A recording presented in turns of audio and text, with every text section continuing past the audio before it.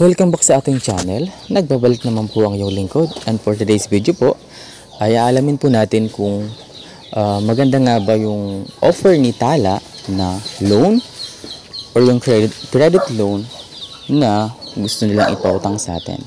So ayan guys, so as you can see, ito na po yung aking dashboard ng Tala application. So mag-download lamang po kayo sa Play Store ng Tala application, and then mag-sign up po kayo and then register para po maka-avail kayo ng kanilang loan offer dito po sa Tala.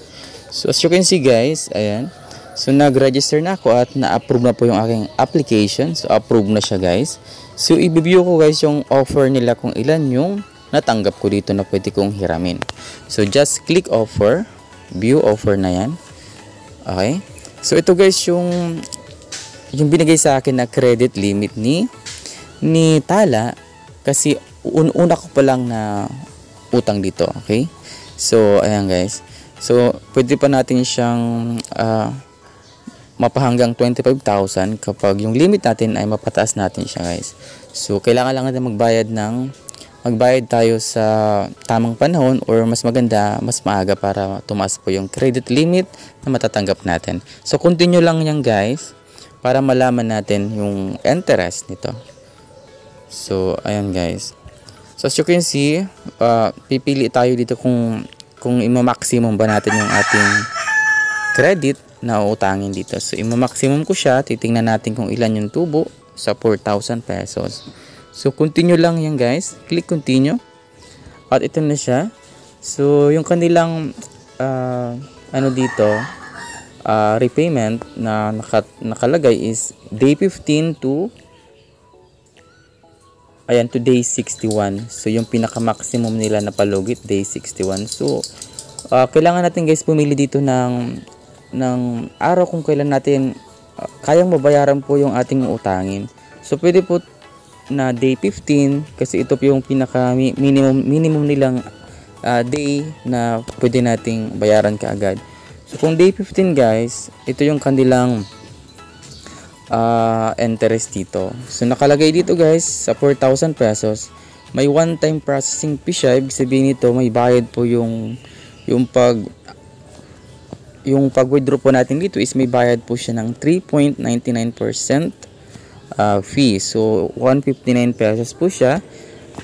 Ayan guys, sa 4,000 po yon na utang natin. So 159 po yung kanilang processing fee, and then mayroon din silang syempre yung service fee or yung interest nila dito sa 4,000, which is 0.43% per day.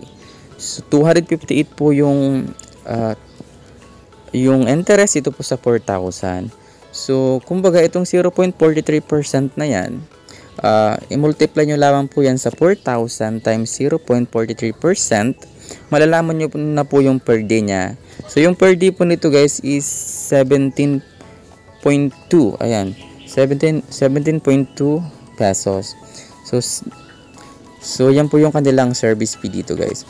So ayan, so yung total repayment natin is 4,417.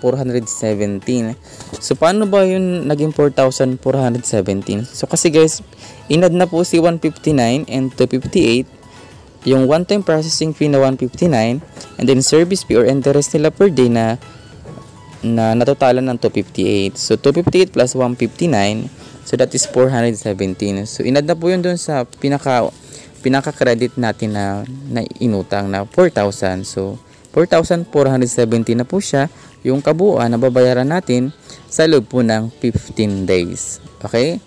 Sa 15 days, 4,417 na po yung babayaran natin doon po sa ating nautang. So para mas palinaw po, yung 417 po na yan is doon po yan sa one-time processing fee na 159, and then sa service fee po or sa interest nila per day, ito pong 258 na yan. So pero guys, yung kanilang interest ito is 0.43% lang naman, which is 17.20 pesos. 17 pesos and 20 centavos. So yun po yung guys. So kung gusto natin guys itong utangin na dito, so just click continue. Ayan, so mag-agree po tayo dito sa kanilang terms and condition. Ayan, so i-click nyo lang yan and then accept nyo. So para po, ayan, ma-claim na po natin itong kanilang credit. So kailangan lang po nakapaglagay po tayo ng ating payment method doon po sa pag-register natin. Okay? So, ayan guys. At kung hindi naman siya nag-successful, so mayroon naman silang customer service dito para matawagan natin if in case may error. So, ayan guys. So, hindi ko na siya i-accept kasi nakautang na kasi ako dun sa isa kong account. So, this is only for content purposes. Ayan guys. So, at least nakatulong po sa ating mga viewers. Okay? So, basta guys, yung repayment date natin dito is October 4. Yung borrowed amount ko is 4,000 pesos. Yung one-time processing fee is 159. Service fee is 258 pesos. So, 417 po lahat-lahat. Yung total ng parang interest na rin siya kasi inad na po si service fee at si one-time processing fee. Kaya po nag 417 po yung babayaran natin